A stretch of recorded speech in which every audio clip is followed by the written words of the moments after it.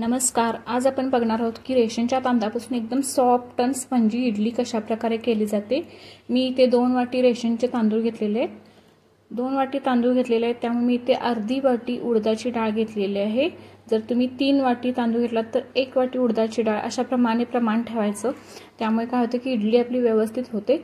आता मी हे तांदूळ आणि डाळ दोन्ही व्यवस्थित धुवून घेतलेलं आहे आणि याच्यामध्येच मी भिजत घालणार आहे. याच्यामध्येच मी मेथी थोडीशी घातलेली आहे. हे बघा, आता डाळ आणि तांदूळ आपले भिजलेले आहेत. एक 8 तास भिजत ठेवायचे आहेत. हे आता भिजलेलं आहे. याला आता आपण मिक्सरमधून वाटून काढू. एकदम बारीक पेस्ट करायची आहे, जास्त आपल्याला मोठी ठेवायची नाही आहे. याची पूर्णपणे व्यवस्थित पेस्ट करून घ्यायची आहे. अशा प्रकारे पेस्ट केलेली आहे. मी हाताला आधी चोळून बघायचं आहे, त्यामुळे आपल्याला ते समजेल की पेस्ट कशी झाली आहे. याला आता एका पातेल्यामध्ये आपण काढून घेऊ. मी डाळ वाटून घेतलेली आहे. आता याच मिक्सरमध्ये मी तांदूळ सुद्धा वाटून घेतलेला आहे. याच्यामध्येच मी मेथ्या घातलेल्या आहेत. मेथीमुळे काय होतं की इडलीला एक सॉफ्टपणा येतो, त्यामुळे याच्यामध्ये मी मेथ्या घातलेल्या आहेत आणि चव पण वेगळी येते, छान येते.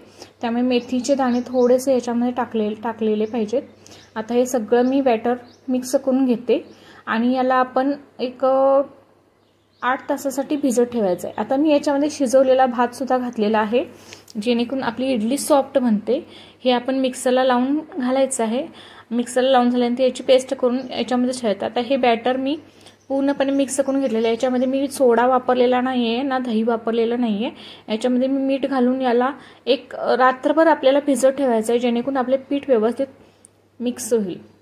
आता आपल्याला सांबार बनवायचं आहे. मी सांबारचा व्हिडिओ वेगळा टाकलेला आहे.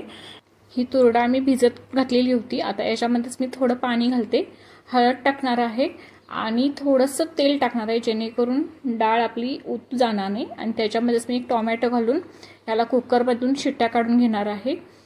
हे बघा, अशा प्रकारे मी इथं कुकरमधून शिट्ट्या काढलेल्या आहे. हे बघा, आपले पीठसुद्धा दुसऱ्या दिवशी तयार झालेलं आहे. व्यवस्थित आपलं फुललेलं आहे पीठ. हे बघा किती छान आपले पीठ फुललेलं आहे. आता आपण याच्या इडल्या बनवून घेऊ. आता मी इडली पात्राला तेल लावून घेतलेलं आहे आणि याच्यामध्येच हे बॅटर घालून आपल्याला एक 5 ते 10 मिनिटासाठी मी इडली पात्रामध्ये ठेवून याला वाफवून घेणार आहे, जेणेकरून आपल्या इडल्या एकदम छान बनतील. हे बघा, अशा प्रकारे मी सगळ्या इथे बॅटर आहे ते इडली पात्रामध्ये घालून घेतलेलं आहे. आता मी पाणी गरम करत ठेवलेलं आहे एका भांड्यामध्ये, इडलीच्या भांड्यामध्ये.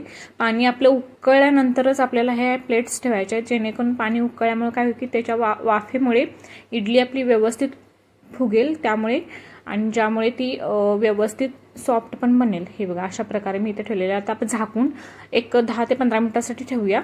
आता मी इकडे सांबार बनवत आहे. मी सांबारसाठी इथे तेल घातलेलं आहे. त्याच्यामध्येच मी मेथीची फोडणी टाकलेली आहे, जिरे मोहरी टाकलेली आहे. याच्यामध्येच मी लाल मिरची टाकलेली आहे आणि थोडीशी कढीपत्त्याची पानं टाकलेली आहेत.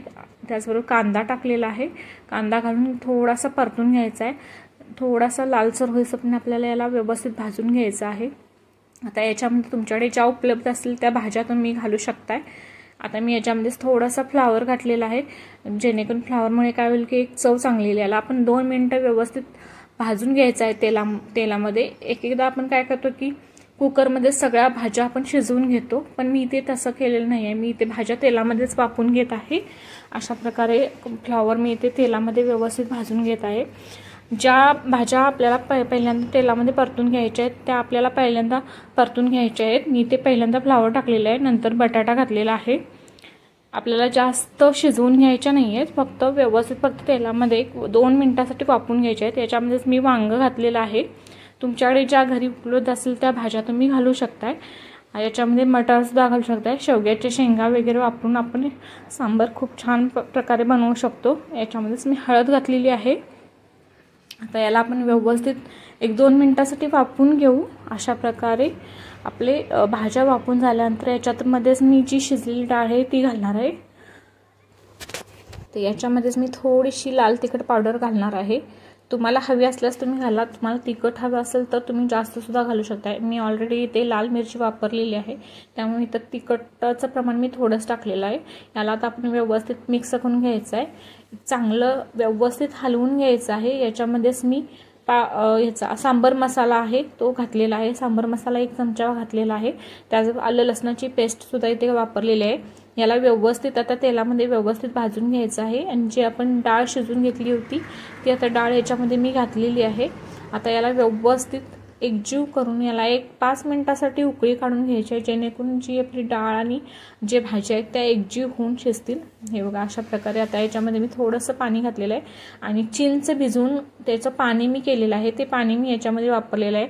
चिंचेमुळे एक सांबरला एक आंबटपणा येतो आणि याच्यामध्ये थोडंसं मीठ घालून आपण याला एक 5 ते 10 मिनिटासाठी शिजवून घ्यायचं आहे। आपलं सांबर बनत आहे तोपर्यंत आपण चटणी बनवून घेऊया।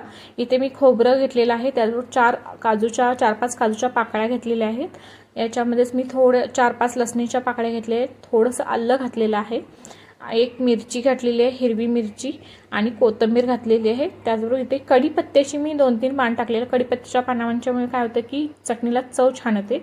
ही मी मिक्सरला वाटून घेतलेली आहे। आता तडका पॅनमध्ये आपण तेल टाकून त्याच्यामध्येच थोडं जिरं मोहरी आणि कढीपत्त्याची पान टाकून याची फोडणी करून आपण आता चटणीमध्ये घालू, त्यामुळे आपली चटणी पण तयार झालेली आहे। आता आपलं इडलीचं बॅटर पण आपल्या इडल्या पण छान तयार झालेल्या आहेत। हे बघा इडली खूप सॉफ्ट आणि व्यवस्थित फुललेली आहे। आता आपण याला बाजूला काढून घेऊ आणि थंड झाल्यानंतरच आपल्याला इडली बाहेर काढायची आहे। हे बघा अगदी व्यवस्थितपणे इडली आपली निघत आहे, एकदम सॉफ्ट आणि स्पंजी झालेली आहे। हे बघा अगदी व्यवस्थित हलत आहे पूर्णपणे, एकदम सॉफ्ट आणि स्पंजी। तुम्ही जर अशा प्रकारे प्रमाण घेऊन जर इडली बनवलात तर ती सुद्धा खूप छान लागते। अशा प्रकारे आपली रेशनच्या तांदळापासून एकदम सॉफ्ट स्पंजी इडली तयार झालेली आहे। त्याचबरोबर सांबर सुद्धा आणि चटणी सुद्धा। तुम्हाला ही रेसिपी आवडली तर प्लीज लाईक करा, शेअर करा आणि सबस्क्राईब करा।